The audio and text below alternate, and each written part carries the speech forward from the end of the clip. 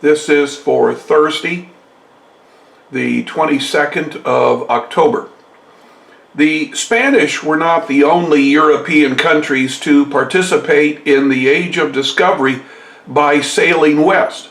Francisco Verrazzano, who was an Italian but sailing for the Bourbon kings of France, will lay claim to North America as well. After Verrazzano came Jacques Cartier and Samuel de Champlain. Now this is Champlain in the picture. Both of them will begin to create settlements along the St. Lawrence River in what is now Canada. Henry Hudson is going to explore North America. He is going to explore North America for the Dutch. The Hudson River, located in New York, is named in honor of him. And finally, John Cabot is going to sail to what is now Virginia, and he is going to claim this land for the English.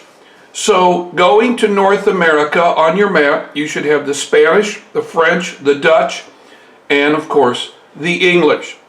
Now, the French, the English, the Dutch, they were all looking for the same thing. They were looking for an all-water passage to the Pacific Ocean. The belief was that somewhere in what is now being called North America, there had to be a river. And by sailing on this river, you would sail to the Pacific Ocean. This became known as the Northwest Passage. Well, the last thing we're going to study before we have our quiz is the Protestant Reformation. Now, the Renaissance, the Age of Discovery, the Scientific Revolution, the Protestant Reformation, all came about in the 1400s and the 1500s. The Protestant Reformation was begun when the Catholic Church began to sell indulgences. Now, an indulgence is where you pay some money to take your sins away. And of course, the bigger the sins, the bigger the amount of money you would have to pay. Martin Luther was a priest in the Roman Catholic faith, and he was from the northern part of the Germanic provinces. He became so angry with the Roman Catholic Church that he wrote down 95 reasons why the church is wrong. Luther will then take these papers, and he wrote them in German so that people could read them, and he's going to nail them to the front of his church. So as people came to church, they'd see the reasons why Luther was so upset. Now, this call of corruption in the Catholic Church is going to bring the anger of the church upon Luther. The Roman Catholic Church did not like the way Luther had handled himself. They are going to go to the German duchies. They're going to ask them to stop Luther. But the German duchies themselves are upset. Each week, the German duchies, the various churches, ask their parishioners to give money. This money would then leave the German duchies and would be going to Rome to do whatever Rome wanted to do with the money.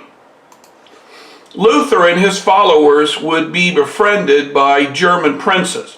Each of these duchies was probably controlled by a prince. And the princes themselves felt that what Luther was doing was right because it kept the German wealth inside Germany. Now, here is a story about Luther. We'll have to skip over it. Finally, we get to Charles V. Charles V is the Holy Roman Emperor. The German duchies are part of his domain. Now remember, the Holy Roman Emperor speaks for the Catholic Church. Now, if the Holy Roman Emperor tells the duchies to stop stop people like Luther, then the German duchies might resist. And the last thing Charles wanted to do was lose their support. The Bourbons of France opposed the rise of the Habsburgs, who had backed the Germans. Charles V was a Habsburg.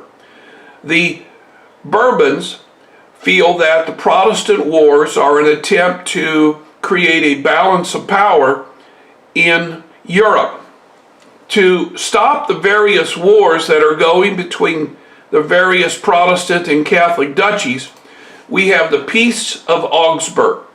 Now, the Peace of Augsburg is going to end the religious wars between Bourbons and Habsburgs, and this is going to allow the Protestant faith to expand. Now, so far, all we have are the German duchies who are followers of Luther. Soon, though, we're going to have a French theologian by the name of John Calvin. John Calvin is going to speak about something called predestination. Predestination is where you are born to go to salvation. So there will be a group of people, but not all of the people will go to heaven. Only a select few. Now, you know who you are because you have that inner light that is inside you, and you know you will achieve salvation. Calvin argued that only those who would be entering paradise have already been chosen, and no amounts of good deeds would ensure their salvation. So we have another Protestant church forming. In Geneva, a city today in Switzerland, this is where all were encouraged to supervise each other. Calvinists encourage strict and solemn lives. So if you lived in a Calvinist area, you should spy on your neighbor. In France, the Calvinists became known as Huguenots. So we have the Lutherans, we have the Huguenots, we have the Calvinists. The Calvinists in Scotland are led by John Knox. John Knox begins to call his people Presbyterians. Another one who I did not put on this was John Wesley.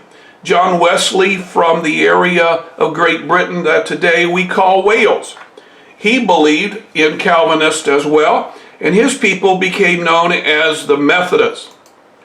Now, the Church of England is going to develop at this time as well.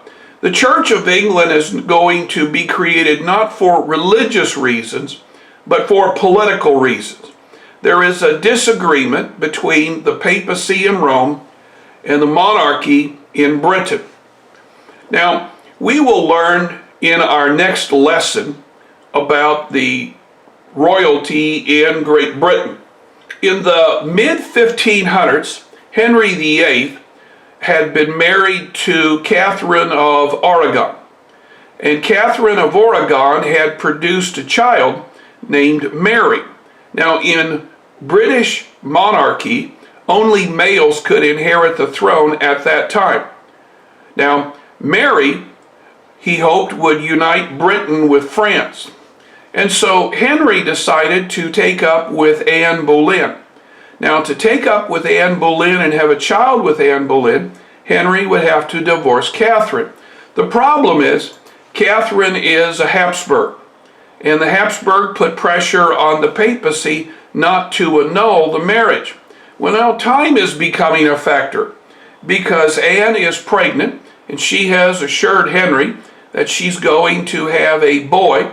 And so Henry has to divorce Catherine, marry Anne Boleyn before the child arrives. Henry will begin the break with the Catholic Church when Parliament passes the Act of Supremacy.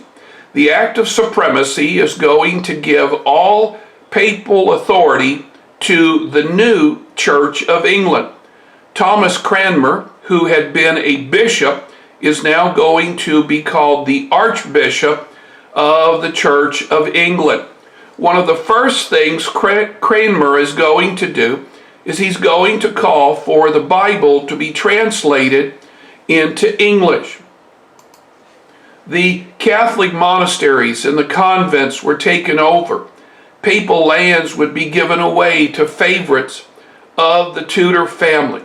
Well, I think this would probably be a pretty good place for us to stop today. We're probably about to run out of time in class. Hopefully you will have the questions below this video for your walkout worksheet.